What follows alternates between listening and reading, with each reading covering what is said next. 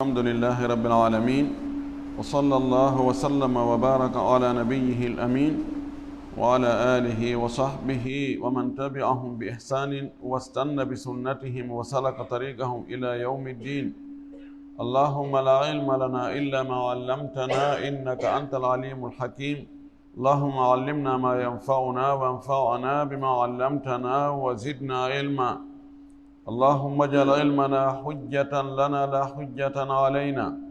رب اشرح لي صدري ويسر لي أمري واحلل عقدة من لساني يفقه قولي. قال المؤلف رحمه الله: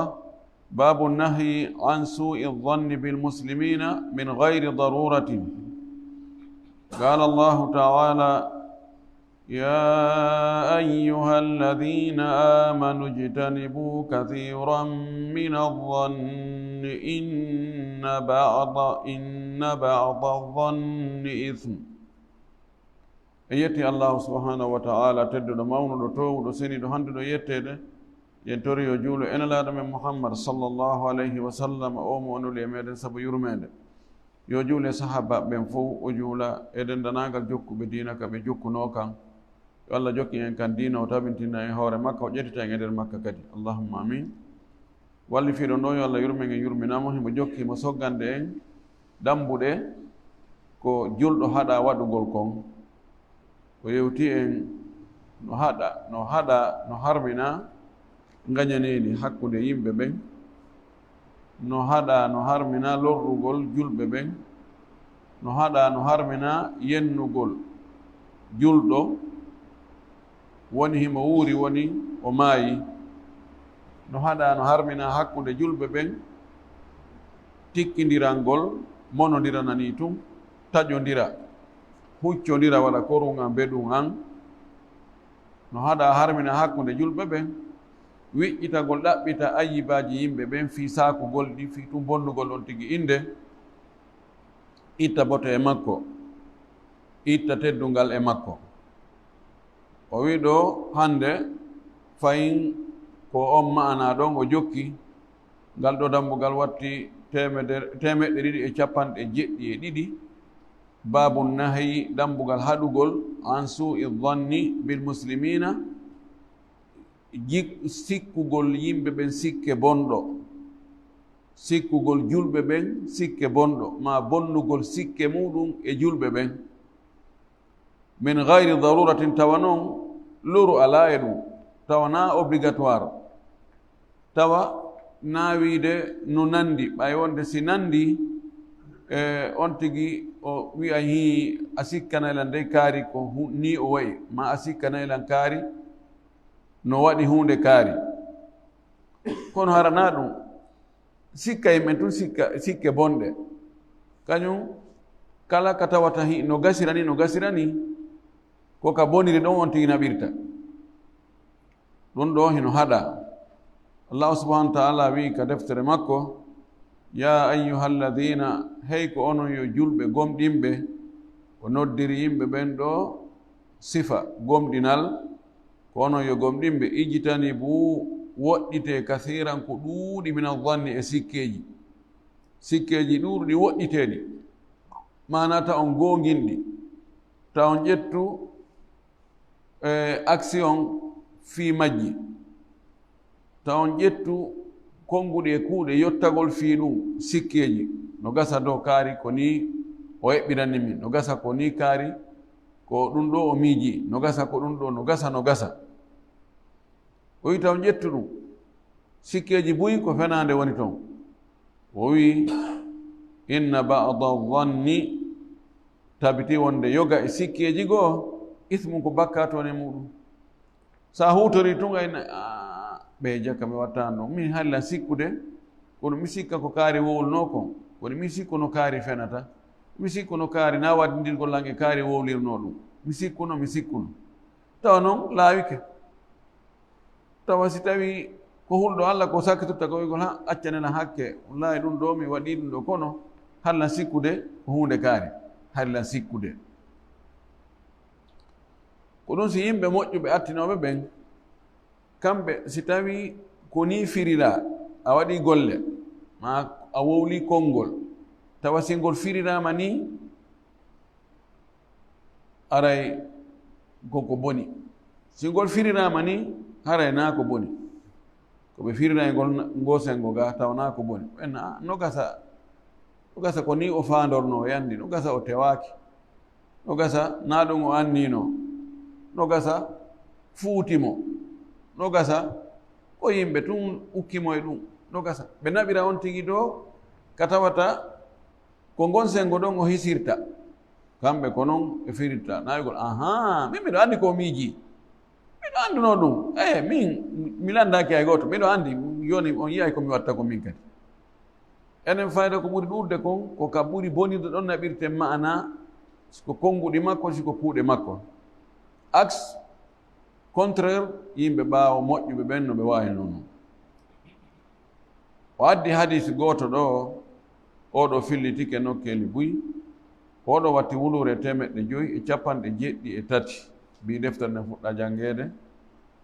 wa an abi hurairata radiallahu anhu ittama abu hurayra yo allah weltanamo weltano sahaba ɓen fof wattidayge maɓɓe anna rasulallahi sallllahu alayhi wa sallam qal wonde nulaɗo allah on o maaki iyakum wadhanna mi rentini on sikke o dhannu ɗo noon dhannu e shakku no sirti andi ko yaqin e dhann e shak e wahan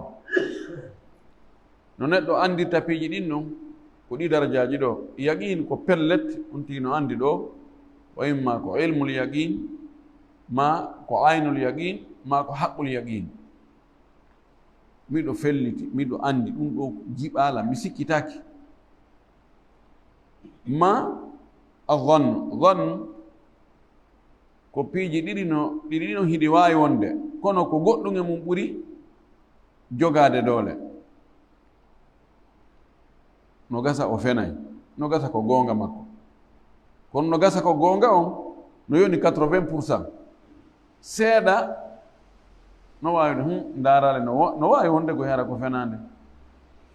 no wawi wonde goy kono eno ɓatti fellutude ko gonga ka ɓatti fellutude ɗon woni dhannu ngoya sengoɗa woni waham ko sikke ɗe mahaki hay hunde amma chaque sikkitagol ɗon hara no fota cenɗe ɗiɗi no fota o gasa ko gonga o wuuli 50% no gasa o fenay 50% tawa ɓernde nden alaka liiƴore hay nokku ɗon wiyete chaque oɗo noon dhannu mo tawata ko ɓaɗi ɗum pellet laaɗumaki mi rentini on hay ɗum hara no ɓaɗi pellet wona wigo to miɗo si no gasa ko fayda yani 80% kono laaɗumaki hay ɗum rento o wi fa inna dhanna akdabul hadisi sabuna sikkitare o sikke ko ɗum ɓuri wonde fenade e yewtere fof ko yewtere inna miɗo andi goyta miɗo tangini miɗo ɓatti fellutude ko miɗo ɓatti fellutude ɗon ɓuri ɗuuɗude ko tawata on tigi no felliti no andi kon ko ɗon ɓuri fandude hadise on ko fottaɗo e sellugol muɗum wadde dambugal ɗimmal ngal ɗo ngal ɗon watti 293 babu tahrimi ihtigari lmuslimin dambugal fi harmugol hoyfingol julɓe ɓen ihtigar ko hoyfingol fi on tigi ko foygintingol fi on tigi ko yawitagol on tigi ko fanɗingol fi on tigi minimisugol on tigi hara ko julɗo yawitagol julɗo foygintinna fi makko ngel kadi koye kadi kuum kadi ngel wi mi hunde kaari ko koye wowlata ɗum ko goɗɗo no tewto ɗum no wawi kon tigi foygintinnirimo kon ko imma ɓanndu makko ndu yeɗɗa o juuta o semba ma o mara jawdi o mara dariɗo ma yani o wawata yottade no heewi si tawi ɗin ellaji nayi on tigi ngel kadi o ngel kadi wo ngel waɗa hunde kaari aɗa kadi ɗum noon julɗo wattake ɗum julɗo fi mum fo yigitaki. ɗon Abdullah ibnu Mas'ud tawimo ƴawi heelangol nelaɗo bosordu ƴawi leggal ɗon noon mo jarriba no fanɗugol barkuɗugol tagudi ndin no beleji ɗin no sewi. goɗɗo wi he ndaari belen hoy no ndaari ko no sewi honɗo koye rondori jommum mbaɗa no fanɗi he nelaɗonanamaki ha daarale koye ka peesoygol koye no teddi ka peese yawmal qiyama ɓayi nokku goo ko yimɓe ɓen peesete, nokku goo ko golle maɓɓe ɗen peesete, nokku goo ko ɗereeli ɗin peesete. o wi toon ta ndaar no sewiri ni toon no jogi giya. Allah subhanahu wa taala o wi يا أيها الذين آمنوا لا يسخر قوم من قوم عسى أن يكونوا خيرا منهم ولا نساء من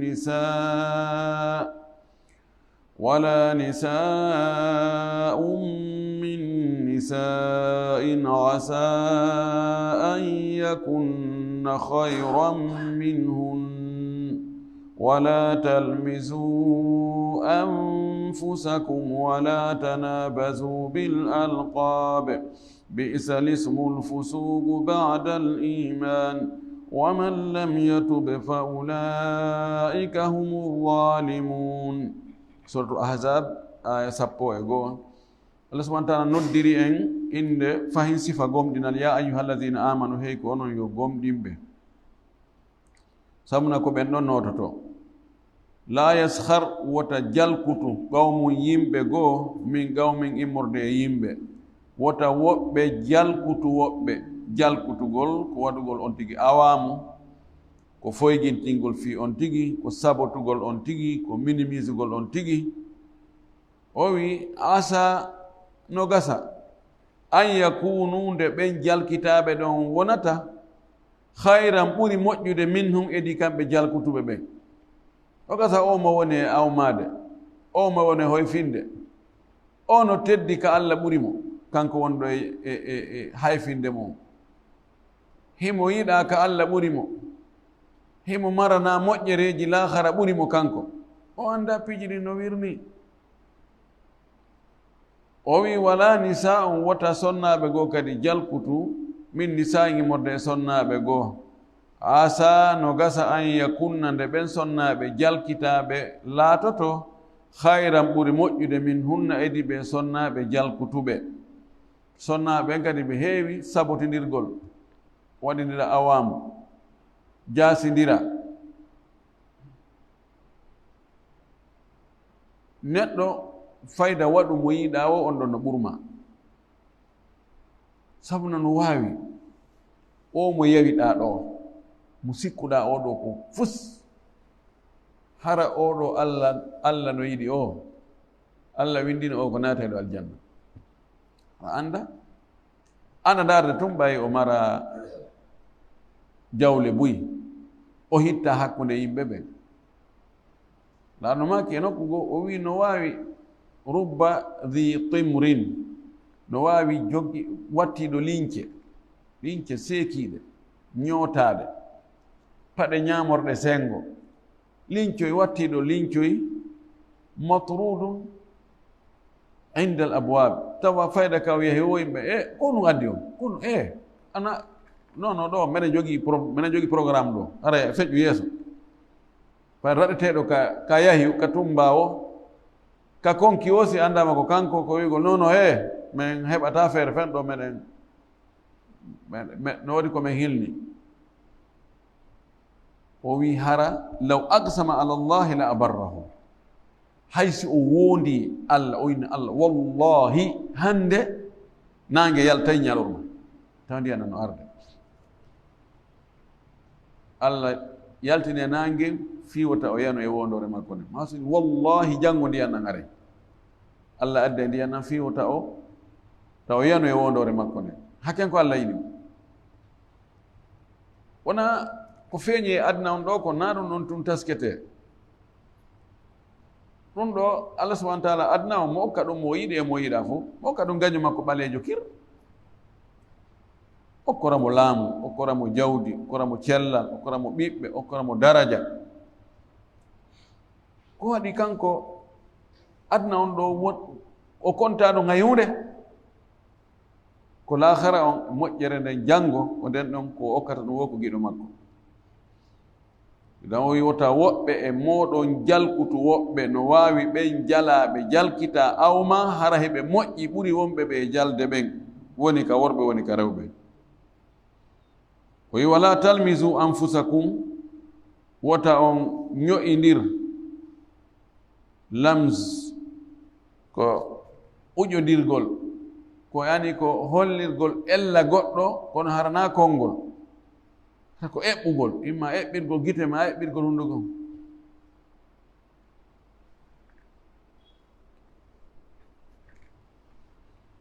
eɓɓira noon na jehi ngel no fanɗi woni noon ko eɓɓiri ɗum ɗon fi sabotugol aybingol ko gite makko ɗen ma ko toni makko ɗin ma ko juuɗe makko ɗen wala tanabasu bil alqabi ta on bugodir jammoje bonɗe ta on jammidir jammoje bonɗe yimɓe no heewi jammidirde jammoje bonɗe fayda ha ɗum mutina inde nde jammore bonde nden nden ɗon nde yalta wonde hara welata on tigi kono yahoy ha tawa oɗa no wolde o sonkana yimɓe ngoona ha ronkata wala ko wawi ton waɗ ɗum bi'sa lismul fusuqu ba'da al iman boni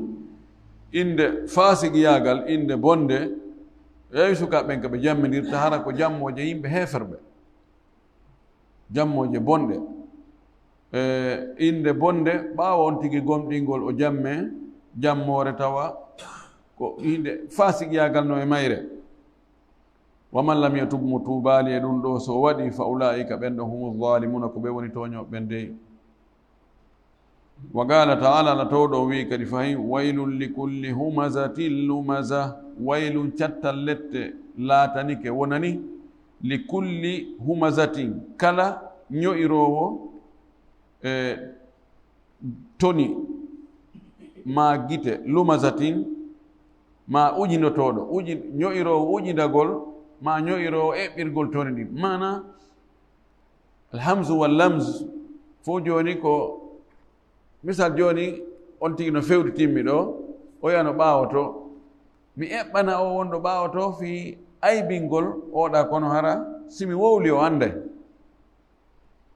mi waɗira maniére goɗɗo goo mo hara o andata no nato nder ɗon waɗugol on tigi caricateur desina on tigi caricateur joni ɗum no heewi yaltide ayiɓe makko on ma ko on tigi faala sifademo kon desingol mo yani desina waɗa mo bayi jani holla jogii bombu jogii piiji tawato yiɗo inna yiɗo anday ko honɗum photo on ko honɗum eɓɓi joni technologie on o artificiel no wawi newnande on tigi ɗum fof waɗa adda photo on tigi on ha gayna waɗa ko faala waɗa noppi ɗin pooɗa waɗa noppi ɗi noppi sarire sino faala pooɗa kinal ngal ha ga waɗira on tigi no faalira o photo makko kirɗina jalna yimɓe ɓe ayɓe yiɗo o jala ha emba yande ɗo fof no harmi ɗum fof hamsu e lamsu no naatore nder ɗon dagaki ka goɗɗo waɗa ɗum julɗo o wi ɓen waɗay ɓe ɗum ño'ayɓe yimɓe ɓen hayfina yimɓe ɓen aybina yimɓe ɓen si tawi yimɓe ɓe waɗi ɗum ɓe yaafaki ɓe hara e lette sattuɗe wodaniɓe deñandira nga kamɓe waɗoɓe ɗum ɓen amma ka hadisaji o addi ɗo hadis mo abou hurayra filli ko oɗo watti wulure 1,994 anna rasulallahi sallllahu alayhi wa sallam qal wonde no laalallah o maaki bi hasbi imri'in min alcharri an yahqira akhahu lmuslima yoni neɗɗo bone nde o foygintinta fi musidɗo makko julɗo ɗum ɗo yonimo bone si o waɗali bone sina ɗum ɗon tun haala ɗum no yoni bone no o waɗali bone yargol beere wona ñamugol dorogo wona waggol zina wona ñamugol riba wona sokkugol yimɓe wona piigol yimɓe wona ñamugol jawle yimɓe kono himo yawiti yimɓe ɓe foygintinni fi maɓɓe julɓe ɓe o wi ɗum no yoni bone oɗo hadis fillika mo imam muslim o feƴƴino naane ni ay muutaki no o juutiri noon hadis heɗɗon kanko watti wulore 575 wa an ibne masudin ittama e abdoulah ibne masud radiallahu anhu an innabiyi sallllahu alayhi wa sallam o yitti enelaɗo wondelaaɗo maaki la yadkhulu ljannata man kana fi qalbihi mithqalu dharratin min kibrin subhanallah la yadkhulu ljannata natata aljanna man kana on laatiɗo wonɗo fi qalbihi ka ɓernde mum mithqalu dharratin embere gabbu jarra guɓu dharra geeƴum ko ɓuri fanɗude kon dharra ko geeƴum ma guɓum ko ɓuri fanɗude kon kono on waɗi nucléaire dharra ko nucléaire ɓe wino ala ko fanɗi ani ɓuri dharra ani hakken ko fanɗi kañum wata feccade anda gonga andama joni dharra e hoore muɗum nucléaire on ko hiko wawi feccitade kono bi mana ko wehda ko unité ɓurɗo fanɗude on unité hum ɓurkum fanɗude kon ko Allah tagi kon wiyete dharra haysi ko birɗum ɗum pet woni ka ɓernde makko min kibrin immorde e mawnintinnare on tigi maydi e muɗum o tuubali o tori Allah yo Allah yaafamo o naata aljanna kombo wi ka haala ɗo ɗum ko nelaɗo sallam maaki wona ceerno kaari wona mawdi kaari na ustad kaari walaano maaki mo ɓernde muɗum tawino nder to mawnintinare townitare o naata aljanna ɓawon laaɗo maaki ɗum fagala rajulum gorko goo wi he nelaɗo inna rajula tabiti wonde joni hara gorko neɗɗo yo hibbu himo yiɗi noon an yakuna thawbuhu hasanan nde tawata coñci makko ɗin no laba wa na'luhu hasanatan tawa paɗe ɗe wattuɗe kadi hara ko labaɗe joni ko ɓornoto ko no laba mo yiɗi ɓornagol labaɗe mo yiɗi wattagol paɗe labaɗe mo yiɗi hoɗugol e suudu labano mo yiɗi waɗɗagol otowal labangal ɗon kadi koye townitare jeeya fa qala allaɗo maaki nan woni townitare o wi inna allaha tabiti wonde allah jamilum himo laba himo moƴƴi himo foti yuhibbul jamala mo yiɗi kadi ko foti mo yiɗi ko laba kanko kadi na ɗum ɗon woni townitare nde jento ko woni townitare alkibru ko wiyete mawnintinnare ma mawnin kinnare woɓɓe wiyata kinnare woɓɓe na tinnare batrul haqqi ko bugitagol gonga ko duñugol gonga weddagol gonga salo min haysi ko gonga na a woɗan tanmi ɗum mbiɗa andi ko gonga kono kere ko an yettomi gonga bugito gonga salo jaɓude gonga kan wa gamtu nnas e yawitagol yimɓe ɓen fanɗingol fi yimɓe ɓen minimisegol yimɓe ɓen ko ɗum wiyete townitare na hutorgol nemaji ɗin ka adna ɗo dey na wattagol coñci labaɗi na ɗum woni townitare na wattagol paɗe labaɗe na ɓornagol yani ɓornagol fotuɗi wona ƴawgol e otoje labaɗe wona cuuɗi labaɗi wona ɗum ɗum de ɗum ɗo ko nemaji Allah ɗi Allah addani en fuu kono si tawi tun neɗɗo o jaɓata gonga o bugitoto gonga wowlugol gonga ko ɗum ɓuri welde fi kamɗo metti fi seeɗa kono sinda ɗum ɗon welgol fi edi jaɓugol gonga si wolana woni buwi woloɓe gonga kono si ɓe wolonama gonga kamɓe jaɓata ɓe e yawitagol yimɓe ɓen rawahu muslimu ko filli hadis o ko imam muslim wa ma'ana o wi ko firi noon batrul haq ay dafuhu ko duñugol gonga kam bugito duñita wa gamtuhum ay wa gamtu nnas kon ɗum fanda noon ko ihtigaruhum ko foygintingol fi yimɓe ɓen hoyfina ɓe wa kadi sabaga bayanuhu awdaha min hada fi babi lkibri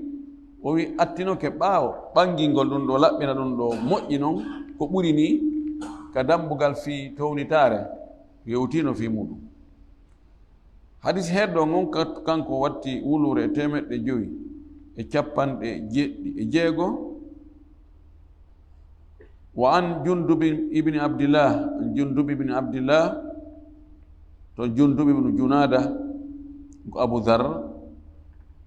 oɗo wona kanko ko Jundub ibn Abdillah ittama e oɗo Allah weltanomo qala o wi qala rasulullahi sallallahu alayhi wa sallam Allah ummaki qala rajulun gorko go wi'ino e nder yewtere mum o wi wallahi la yaghfiru llahu li fulani e nder yewtere makko o inni wallahi Allah yafata ko kaarijo anda ko on no wonno hakkude maɓɓe ma o yiwu on ko gollata kon ko feeñi kon ko golle bonɗe no gasa o yaray no gasa o jeenay no gasa o wujjay no gasa o ñaamay riba no gasa o ndaari ma darɗe juuto ni wallahi Allah yafata ko a feƴƴintini fa qala Allahu azza wa jal Allah tedduɗo mawnuɗo wi'i man dha alladhi yata'alla alayya ko hombo woni e wondugol e hoore an ɗo wonda min mi yafata ko kaarijo ɓan woni hombo haa ka wonda o wi man dha alladhi ko hombo woni o yata'alla ko wondugol al ila'u ala yuli ila'an ta'alla ay halafa alayya e hoore an Allah aghfira li fulani wonde mi yafata ko kaari awa ko teddungal ma inni kadi ghafartu lahu mi yaafike mo wa ahbabtu amalaka mi bonni golle ma ɗe gande fop majjo fop kansilama fop waɗama dilit montama fop andi ɗo ko no defimo ɗum ko yawitagol oya ko ɗum waɗi si a yi musidɗo ma julɗo no waɗa bakkatu no jarribora wargol ko boni wona ya jalkutumo awmoɗamo ena kan sefini a yaali ko jokki abba ko ñalande lutti o yeyi ɗum joni toro Allah yo Allah fewnumo torɗo Allah ta Allah jarribore ko jarriborimo ko sabuna ko heewi kon so on tigi o waɗi ɗum ko oya jarribora kon kankadi o jarriborta ɗum joni oɗo hadis ko fillimo ko imamu Muslim dambugal sakkitingal ngal ɗo kangal watti 294 babu nahi an idhari shamatati bil muslimi hiɗe nandi ha ko dambugal haɗugol feññingol jalkutugol julɗo ihtigar shamatatu ani ko kañum istihza ko ma'ana goto jalkutugol on tigi heɓa jarrabuye heɓa mettede feññina ina weltori ɗum ko heɓi e jarrabuye an ɗum no hawranma moƴƴi feññina ɗum tawa kadi heɓude ɗum on ko julɗo ɗum no harmi no haɗa Allah subhanahu wa ta'ala wi innamal mu'mina ikhwatun en jangi ɓaawo andi julɓe ko ɓe woni wo ko ɓe siɓɓe julɗo ko siɗɗo julɗo to fa aslihu bayna akhawaykum moƴƴine hakkunde siɓɓe mon ɓen ta on bonno sa o heɓi jarrabuye a jalimo e jarrabuye on a feññini a yaltintinni ɗum wonde ɗum no hawranma an andi o weldata وقال تعالى تودو ويكري فإن إن الذين يحبون أن تشيع الفاحشة في الذين آمنوا لهم عذاب أليم في الدنيا والآخرة إن الذين تبتي وندبه بتا أندودا يحبون هبيدي أن تشيع الفاحشة ندبون أن ساكتوتو في الذين آمنوا أندر بي قمدين لهم نودا نبندون عذاب لت أليم موسر في الدنيا والآخرة كأدنى وكالآخرة يليدو فالادو يبوني ساكتو حقو دي جلب بين yo yimɓe ɓen mo ɓe fayda yimɓe fof mo ɓe yo heɓu probléme yo heɓu ayiɓe yo heɓu ella oɗo haray o heɓi tana molanaɗo nden andi ko addi o ayano ko ari koko ɓe kansuno nene men Aisha ɓe kansiri mo zina ɓaawo o ɗaanike sete ɓen accimo nelaɗo accimo o yimmoy ko tawi ko kanko tun o walti ɗon o suumi ha oye aroyi addi ngeloba mban ƴawni mo ka ngeloba ɗowi aroy ɓe hewti jama o almim ɗen andi qissa on ko honno qissa on woniri haa woɓɓe wonigol ɓe halduno ɓe luttidi toon fi waɗugol ko boni ɓe saaki kan haal woɓɓe ari no weltino piya lewñarki wala ay ɓe nelaɗo yini ɗo Aisha o ko bonɗo ni kono mo jokki ay ɓe waɗi tanagol ɓe eggi haala kam Allah subhanahu wa taala wi ɓen yiɗuɓe yo boneji ɗin saako hakkude yimɓe ɓen inɗe maɓɓe ɗen bona ɓeeɗo ko lette molnaɗe ɓe mari ka adna o kala hara o ɓe andi hande ka réseau sociaux ji ɗo ɗum ko ɗum yimɓe no jarribora ɗum si ɓe andi ella hon goɗɗo ko wengugol ko holla adna o fof awa kaari ko ni way oli awa yahugol laaɓana mo reedu ma noddamo ka téléphone ƴewtamo accu waggol hunde kaari ɗum ɗo moƴƴana julɓe ɓen ɗum ɗo aybinay julɓe ɓen bonnay inde sunna julɓe ɓen no foti wonde exemplaire ɓe yimɓe sunna ɓen no foti wonde exemplaire ɓe karamakoɓe no foti wonde exemplaire ɓe wona nawnande fota iwrugol ka cellal ngal iwrata ɗon sifa ɗum laaɓana on tigi reedu olie ɗum ko wirtugol ɗaɓɓutugol haa ka yiiti ella hum makko wo saaka awa ko ɗum ɗo wi kadi ɓeɗo waɗoɓe ɗum hulɓini ha o zamanu men ɗo ko si Allah danni tum o addi ka hadisaji ɗo hadise goto addi ɗo on ɗon watti wulure 1,570 o an wasilata bni al asqa ittama wasila ibnu asqa radiyallahu anhu qala wi qala rasulullahi sallllahu alayhi wa sallam wonelaɗo maaki ne woɓayno yeddonira so hadise on no selli wonelaɗo maaki la tudhiri shamatata li akhika wota yaltintin jalkutugol wonande siɗɗo ma ta feññinanmo jalkutugol mo so a waɗi ɗum fa yarhamhu llahu Allah yurmemo kanko o ittama yon jarrabu ye ɗon wayabtaliyaka an o jarribo mo wayabtalika o jarribure an to feññinan goɗɗo wonde bone ko o waɗi kon hiɗɗo weltori hayso o jarriborama bone oɗo hadis ko fillimo ko imamu tirmidi o wi hadis o kino moƴƴi kono cheikh albani ka daiful jami kanko o maaki hadis on o sella kono fo e mum hayso o sella hadisaji ɗi ɓaawo iɗi seeɗitanomo kadi aray ko sanado woni sella kono matno kan no selli ken dagaki ka julɗo heɓa jarrabuye tawaɗa weltori ɗum yaltintinna kadi ɗa weltori ɗum an wa fil babi no e ngal dambugal ɗo kadi hadithu abi hurayra assabiq fi babi tajassus hadith mo abu hurayra filli on e dambugal feƴƴinogal ngal fi ñukkinagol ɗaɓɓutugol ellaji ɗum no e nder on hadith laɗo maki ɗon kullul muslimi alal muslimi haram julɗo on fof e hoore julɗo ɗimojo makko no harmi wota o jalki wota o jalkutumo wota o tooñumo wota o jatti jawde makko ni taw o hibbo ƴiiƴam makko taw o lorrumo taw o wirtumo taw o bonnu teddungal makko ɗum ɗo mo Allah waɗi ha tawi yimɓe ɓen no hisi e makko haray yo yettu Allah yo jarnu Allah moƴƴi sabuna si yimɓe ɓen hisi e ma tawi a lorritaɓe ɗengal ma ngal a lorritaɓe juuɗe ma ɗen a lorritaɓe jawdi ma ndin a lorritaɓe laamu ma ngun a lorritaɓe teddungal ma ngal e relation ji ma ɗin wallahi haray a ɓuttini yeeso Allah ko lutti kon fof haqqeji Allah ɗin ɗum ɗon no weli fi sabu no Allah subahana taala kanko o yaafoto mi muñike ba si ay tun ani so ya dum anike Allah ina he mi yafiken kono ko yimbe ben kon ha ɗum ɗon no hulbini ha en torki Allah subhanahu wa ta'ala Allah waɗu en hara julɓe ɓen no hiisi emen Allah hisina enen kadi e yimɓe ɓen fof yo Allah yaafo bakkatuji men ɗi fof yo mawni baraji men ɗi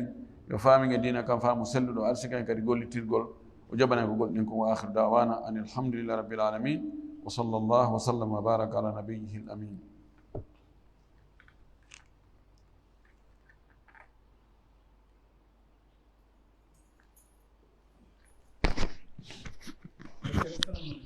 Waalaikumsalam.